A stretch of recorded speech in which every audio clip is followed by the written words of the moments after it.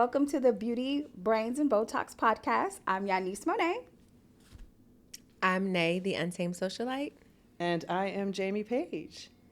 You know what? I like how you always start with the untamed socialite. That's cute. Because I'm the diva of domesticity, and I need to start saying that too. I love that. Thank you. Yeah. What's Maybe yours, Jamie? The face diva.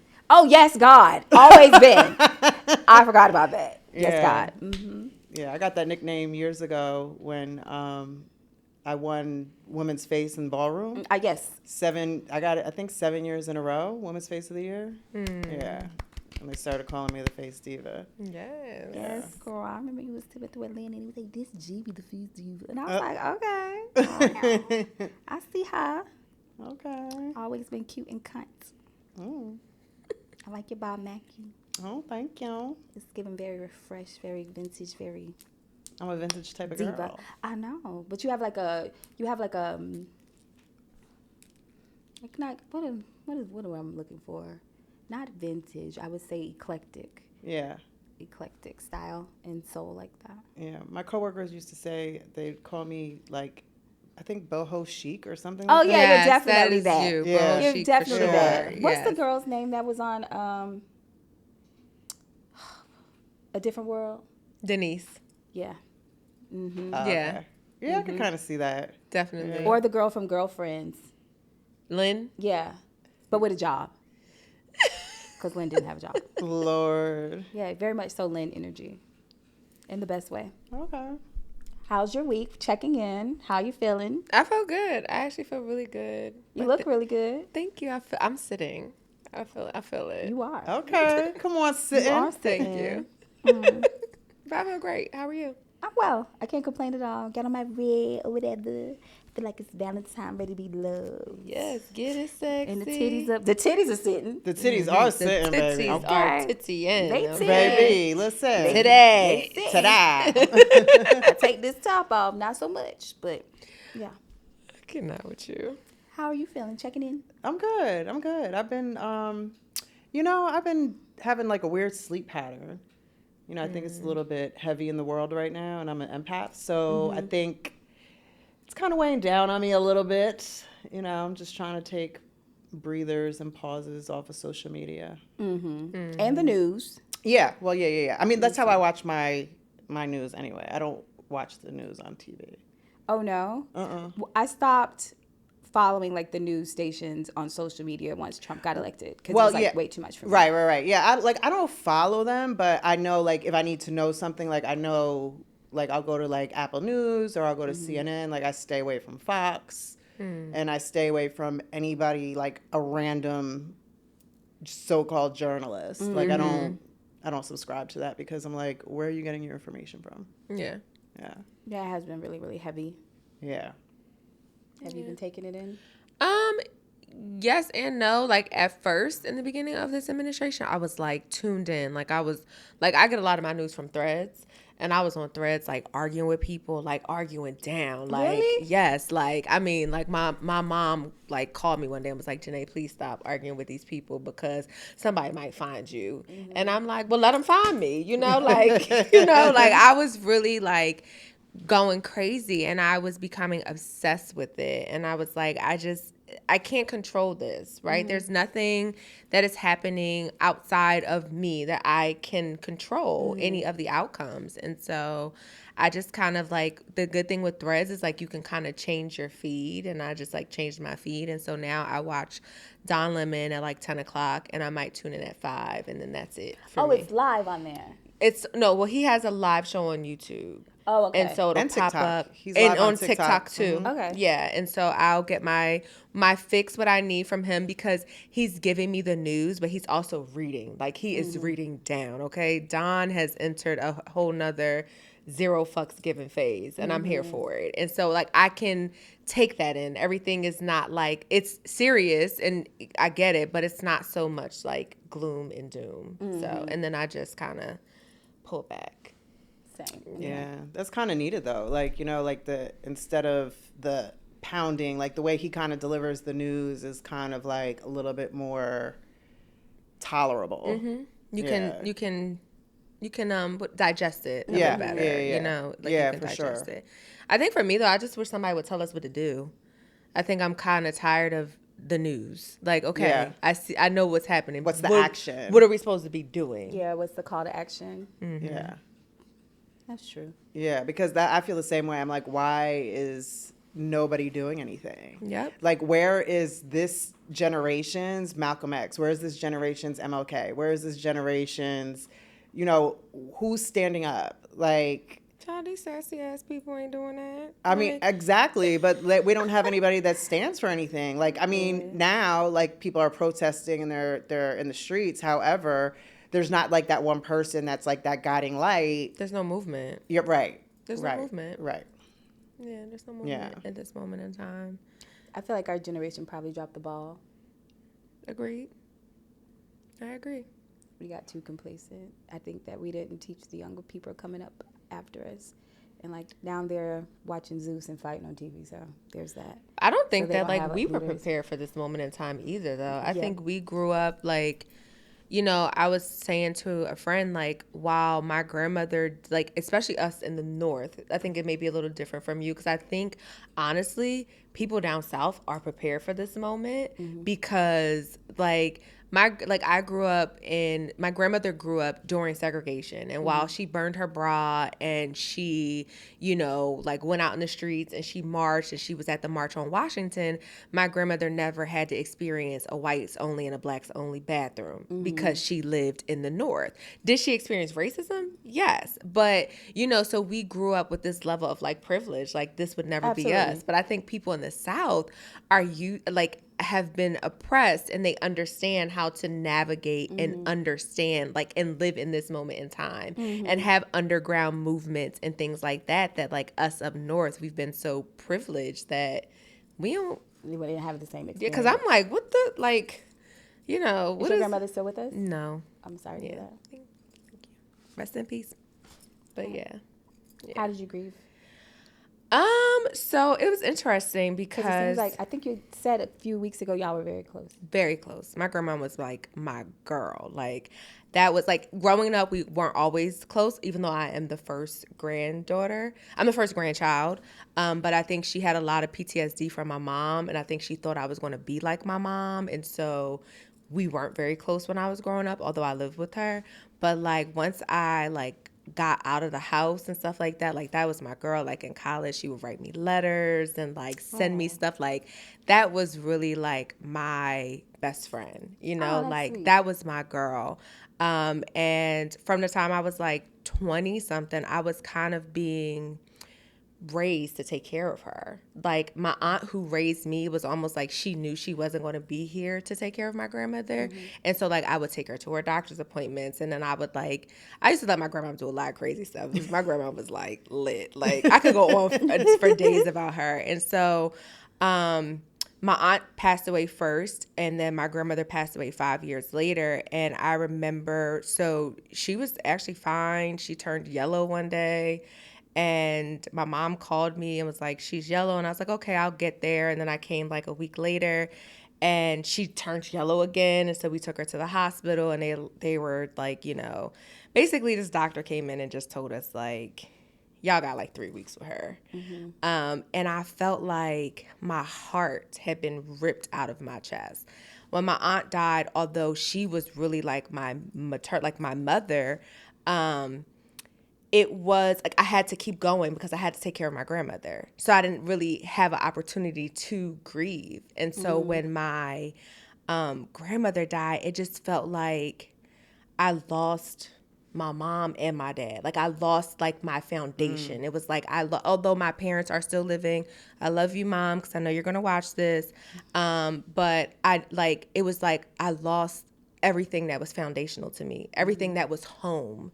They were home no matter where they were. My aunt and my grandmother were home. And then when my aunt passed away, my grandmother was home to me. And so when she passed away, I remember like I went to the funeral home and I planned everything so my mom didn't have to do it because I knew she wasn't prepared. How old are you? If you don't mind me asking. I was 34. So my aunt died when I turned 30, and then my grandma died like a few months before my 35th birthday.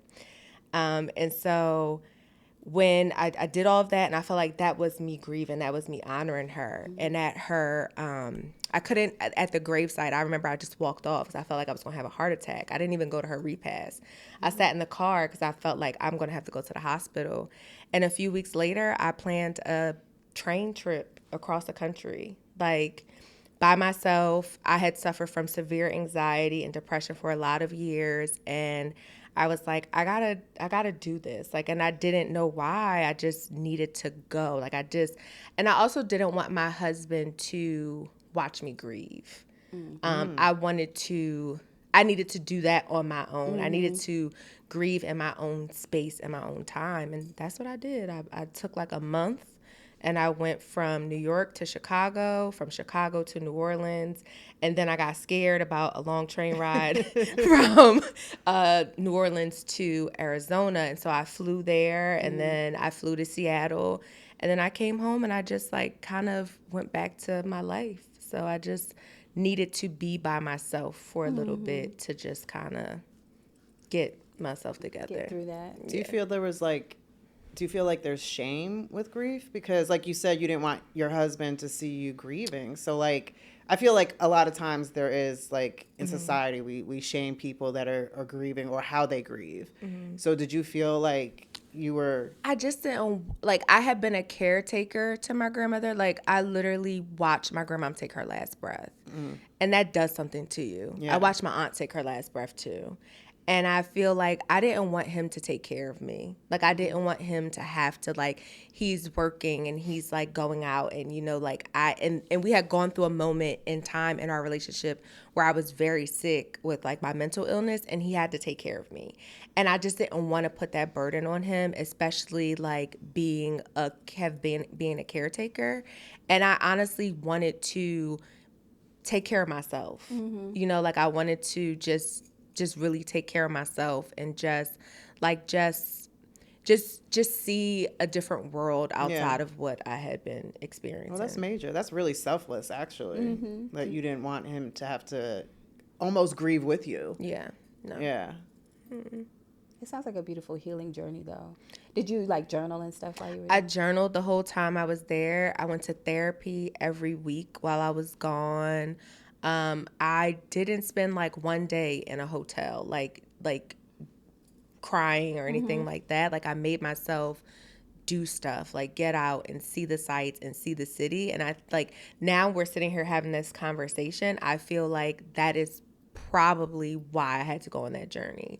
Because had I had stayed home just sitting in all of that mess, I probably would, I mean, God willing, would be okay, but I probably would not have, like, because I think with both my grandmother and my aunt's deaths, I gracefully grieved for them. And it was a lot of grace in that. And it allowed me to have, like, a lot of grace with them. I had, like, one night where I was, like, not okay, and I just, like, took a bath, and I just, like, journaled, and I wrote my aunt a letter, and, yeah. That's some grown woman shit right there. She gracefully grieved. I know that. That's very first lady. That's a hashtag. It's very much so first lady. That's very first lady. I gracefully grieved. Yeah. Excuse me. Cute. For sure. I don't think I've ever, well, I haven't had anyone close to me pass away, only like not like a family member or anything like that. Like recently, the most recent thing was I had a friend that committed suicide a few years ago.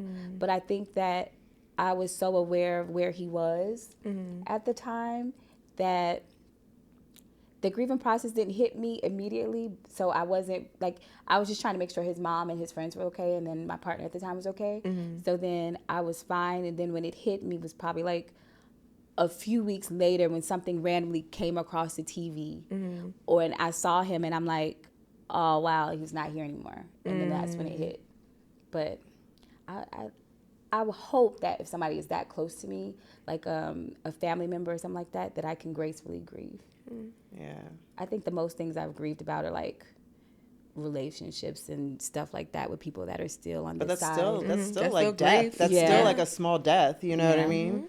It's like, and grieving just like it hits you at any given time. And to your point, like I love what you said, that you didn't want to sit in it because that could lead to depression. You know what I mean? Like we don't talk about that enough especially like with men, like, you know, we don't give them the space to really grieve, and it leads to depression.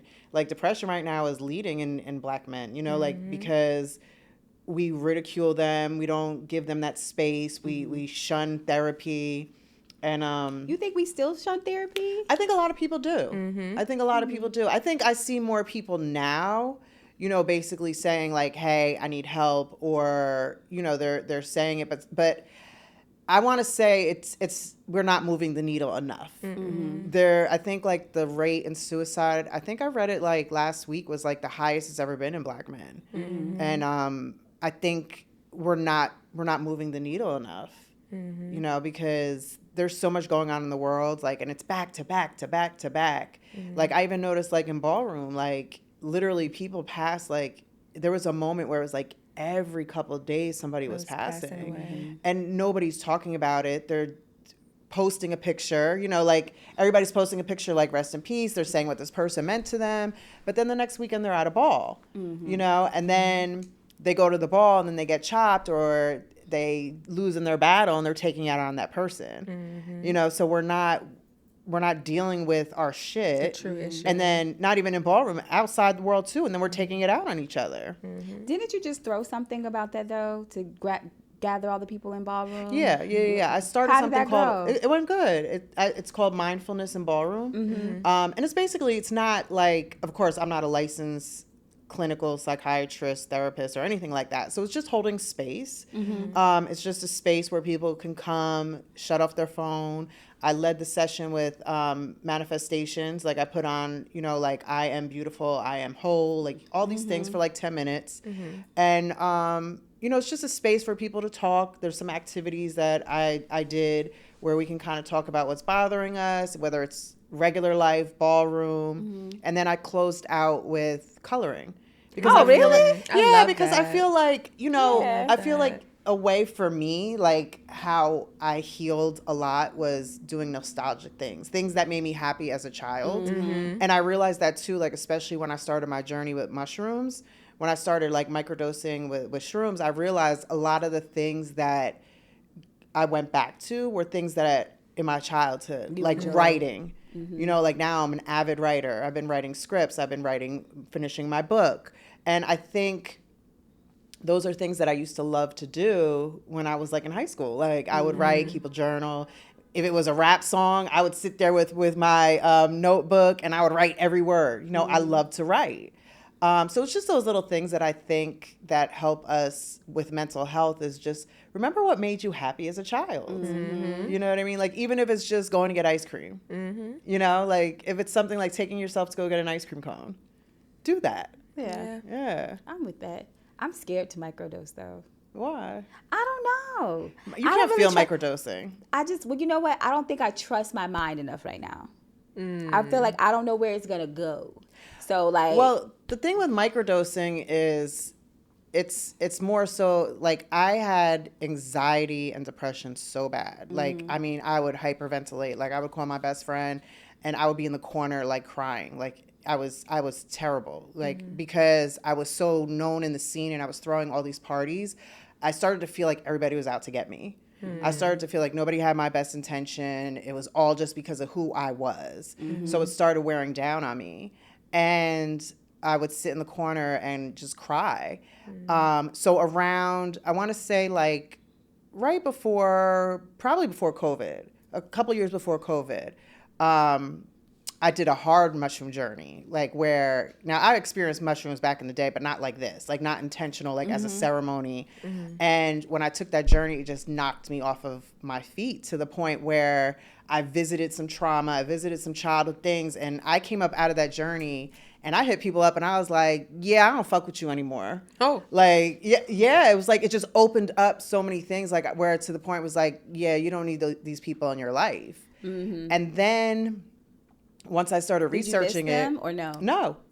No. You felt better after. I was feeding the relationship instead of it being a reciprocal or a mutual thing. So that's why, like, I think that journey showed me, like, you know, you have to cut ties. I'm going through a situation right now, not to cut you off, but literally right now with somebody that I feel like I should have been cut off in my life, like of friends. And I love them. I think they have good qualities. But I also know that they're messy. They fucking messy. And it's Let it like, go. the problem is I don't know how to let it go. And Oh, do some be shrooms, okay. girl. Let's do a journey.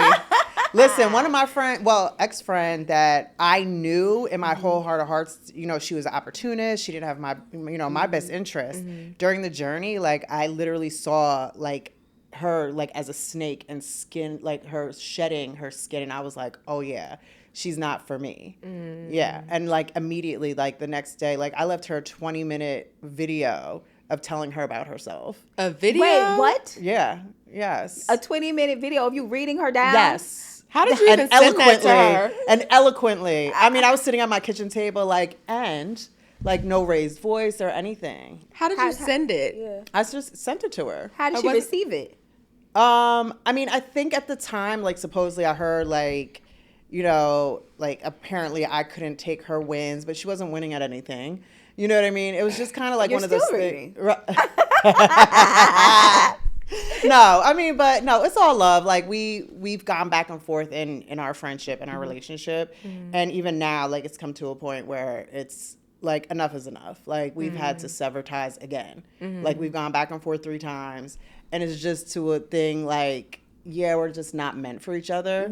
So I grieved. I was about to say, how did you grieve that? I did. I grieved our friendship, and it is what it is. And you just have to be all right with knowing that not everybody's meant to stay in your life. Yeah. You know, but did you enjoy the season that person was in your life?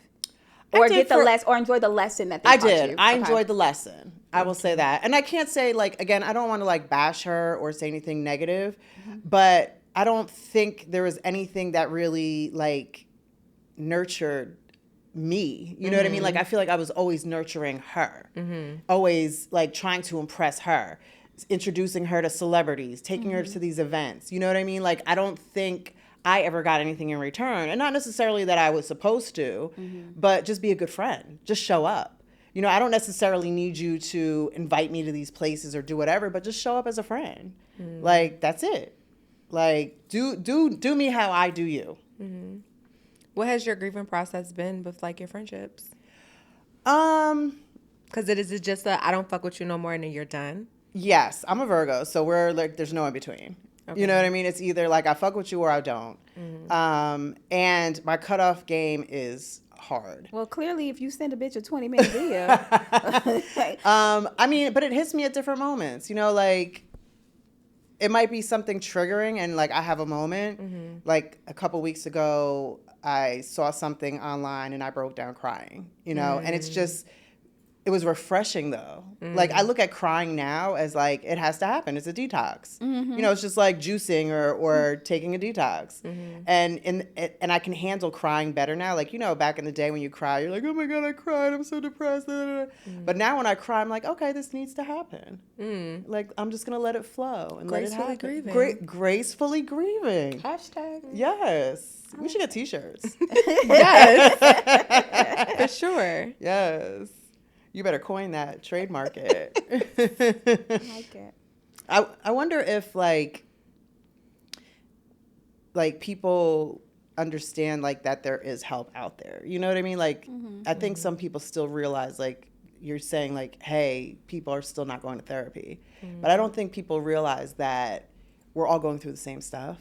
Oh, yeah. You know? And, like, I want to just tell the world, like, hey, we're here.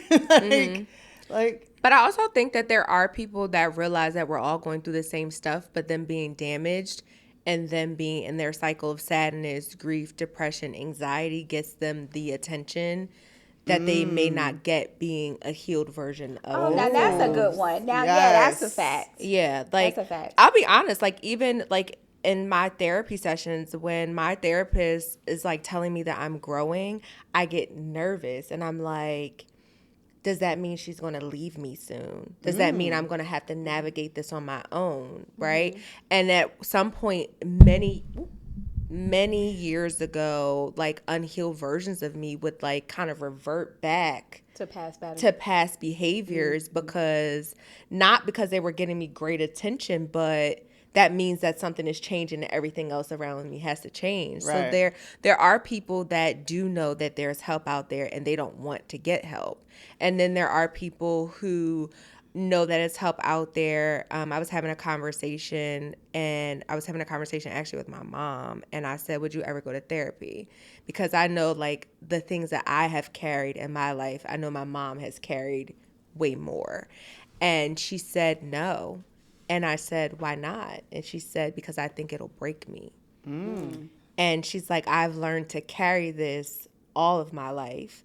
And I feel like going to therapy will just make me, like, I've been able to do this. And I think going to therapy would make me just fall apart. Yeah, because you have to unpack a lot. Oh, You yeah. have to unpack a lot. And then starting from childhood trauma. Yep. That it's a lot. It is a lot. But when Yeah. you get on the other side, you feel so much You better. feel so much You better. do. You got to do the shadow work. Yeah, you yeah, got to visit. yeah. Oh, baby. You got to face old versions of yourself. Baby. And you have to be accountable with yourself. Yep. Yeah.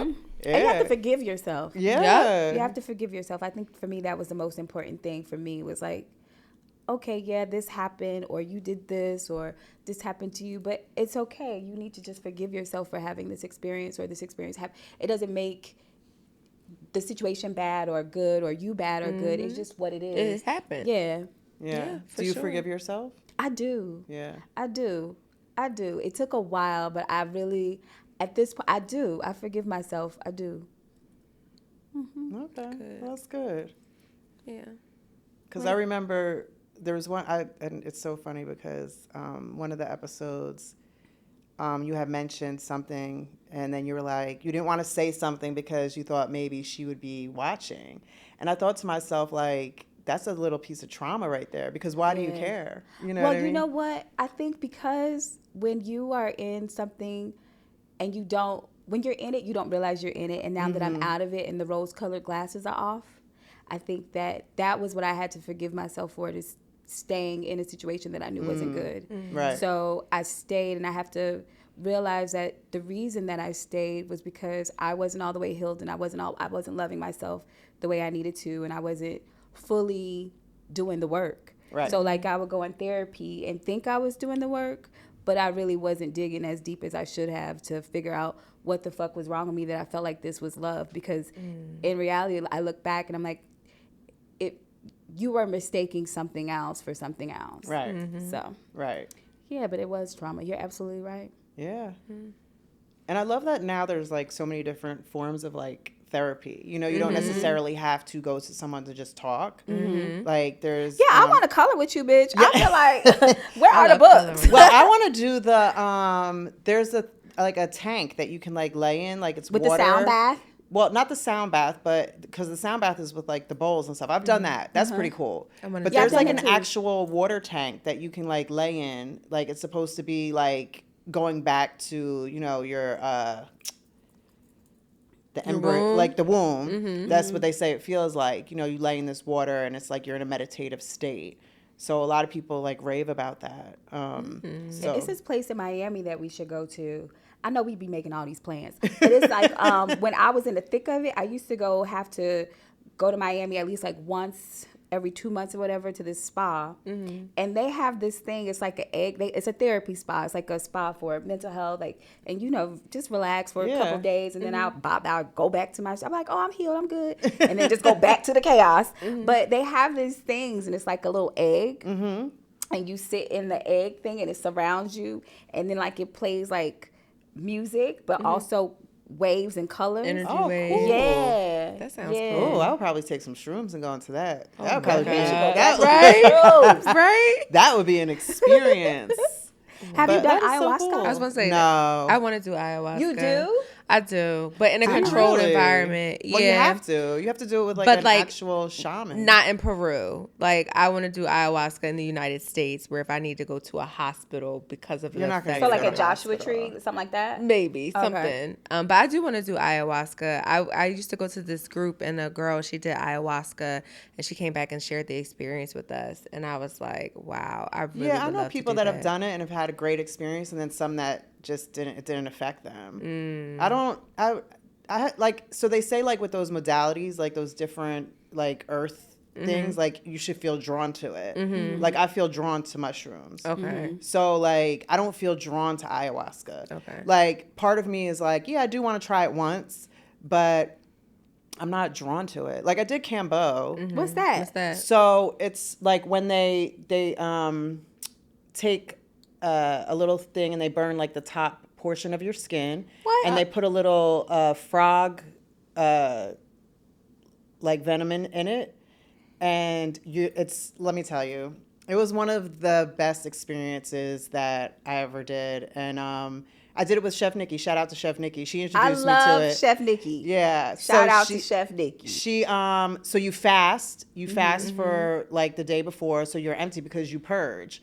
So you fast and you drink a lot of liquid.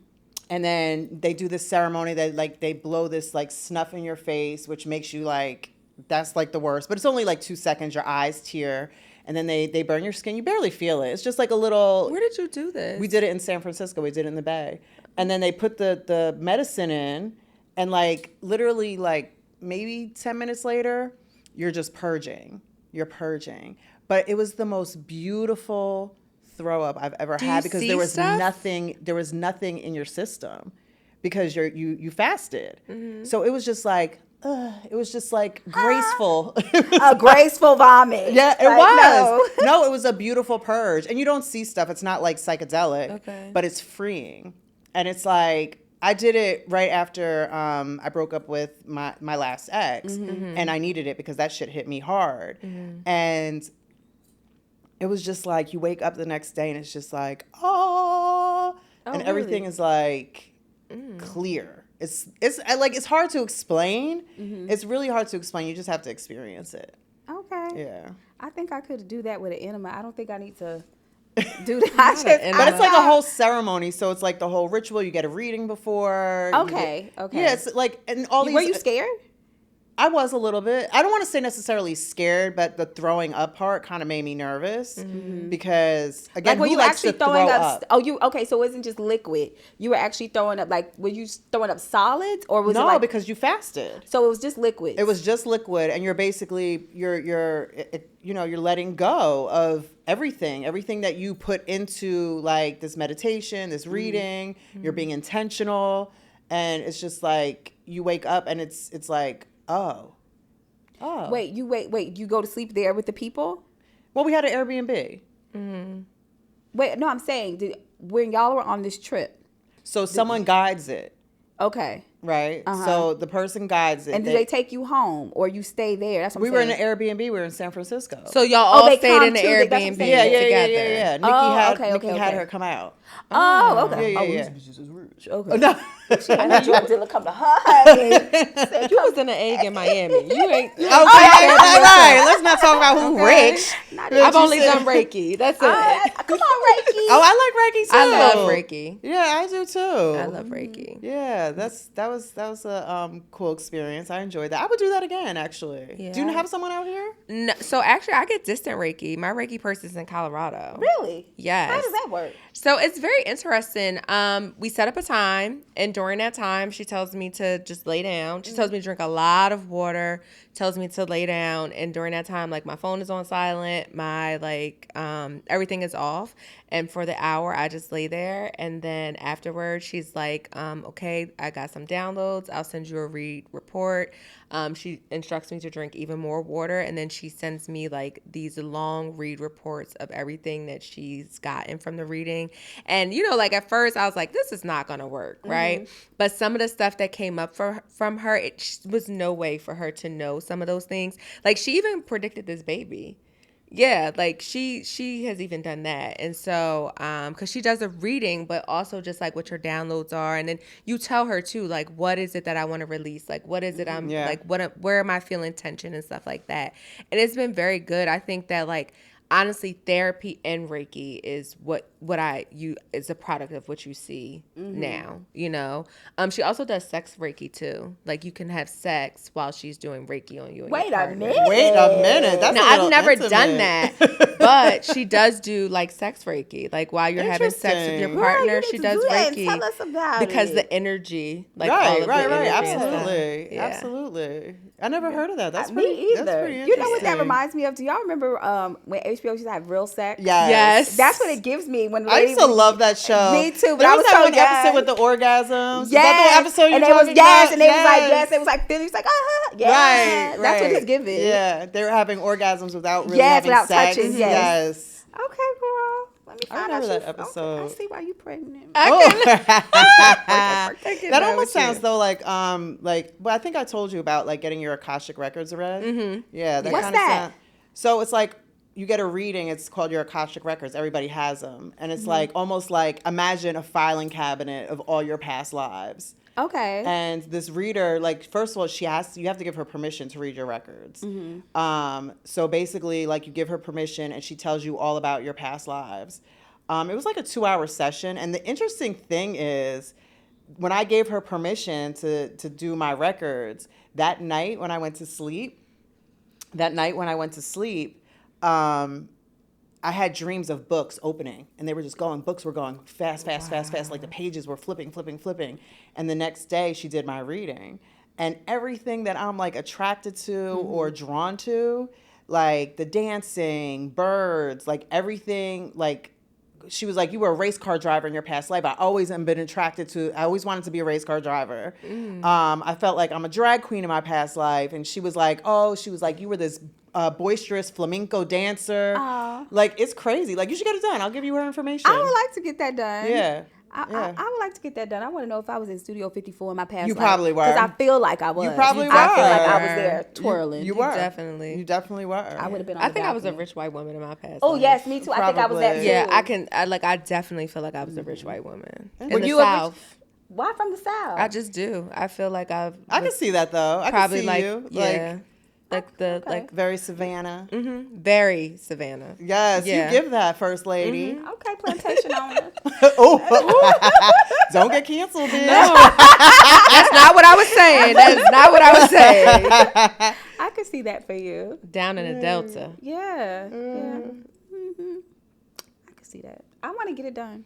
Okay. I'm gonna get it done too. I got Oh, you've you. never had it done? I sent you the information. Yes, Jamie sent me the information. I've just never had it done before. Why didn't you get it done? I don't know. You just didn't. Okay. Yeah. You I was go like, through I'll go with my these phases. Reiki. No, I go through phases where like I want to know, and then I go through phases where I don't want to know. Yeah, sometimes I feel like that too. It's like sometimes, like especially like when we take trips to New Orleans. Like I feel like New Orleans. That's one of my favorite cities. Mine like too. I love New Orleans. I just too. feel like so good there. Like I know it's like a lot going on in the spirit, but I just feel so good there. Yeah. I feel like connected. I don't know why. Me too. And I feel I- alive there. Yeah, That's and witchy the- behavior. But I feel like when I'm there, there's so many people that are doing readings and stuff, and I don't feel like you can't trust everybody. No, No, you you can't. cannot. You can't. So And you I'm cannot like, trust everybody with your energy and your spirits. No. so it's like in New Orleans, I feel like I'm more likely to get it done there. But also, you can't trust everybody because No. it's be so much going on, and it's so much energy in that city. It's Yeah. so much energy. That's why I always go off of referrals, and it depends who refers me. And I always have a conversation with the person who does my reading first before, just to see if we vibe. Yeah. I don't know why. I see you as a reader. I don't know why. Well, she told me when she did my Akashic records, she said, I have the power to do Akashic records. She's like, I just have to tap in. well, tap in, bitch, because you could do me. I would trust you. All right, well, maybe we'll see. All right, tap in. Okay. Well, thank you, everybody, for joining us. We love you, and we appreciate y'all tuning into the Beauty Yes. Brains and Botox podcast. Absolutely. And for anybody out there that is grieving or suffering from depression, just know that there is help out there, and we support you, and we love you. Absolutely. You are not alone. Signing off.